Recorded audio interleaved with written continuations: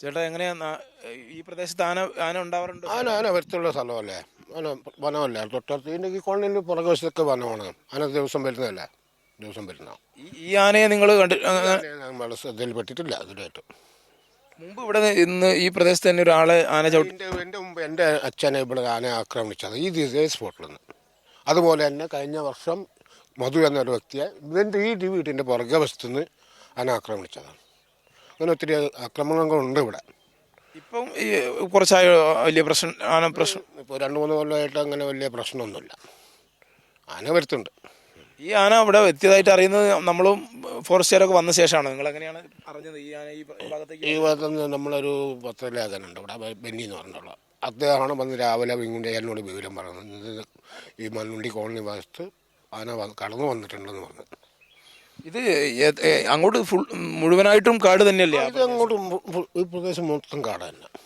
ഇവിടെ എത്ര വീടുകളുണ്ടാവും? എത്ര വീടുകളുണ്ട്? 42 വീടൊക്കെയുണ്ട് ഇവിടെ കോളനി. അതാണ് ഈ മണ്ണുണ്ടി കോളനി എന്ന് പറയുന്നത്. ഈ പറയുന്ന 41 വീടുകളുള്ള കോളനിയാണ്. ഈ കോളനിയുടെ പുറകു വശത്തേക്കും ഇത് തന്നെ വനം. അവിടെ നിന്നാണ് കഴിഞ്ഞ പോലെ മുമ്പിലത്തെ മധു എന്ന ഒരാളെ ആന ആക്രമിച്ചത്. ഈ വീടിന്റെ പുറകുവശത്ത് വനം തന്നെയാണ്. അതായത് ഈ പ്രദേശം എന്ന് പറയുന്ന ഒരു വനത്താൽ ചുറ്റപ്പെട്ട ഒരു കോളനിയാണ്. വനത്തിന്റെ ഉള്ളിലുള്ള നമ്മൾ കോളനി. നേരത്തെ വർഷങ്ങളായിട്ട് ഇവിടെ താമസിക്കുന്ന ആളുകൾ തന്നെയാണ് നിങ്ങൾ? അതെ, നേരത്തെ വർഷങ്ങളായിട്ട് താമസിക്കുന്നത്. കൃഷിയും കാര്യങ്ങളൊക്കെ ഉണ്ട്, അതുകൊണ്ട് ഞാൻ ചോദിച്ചു. അതെ, കൃഷിയും കാര്യങ്ങളൊക്കെ ഉണ്ട്.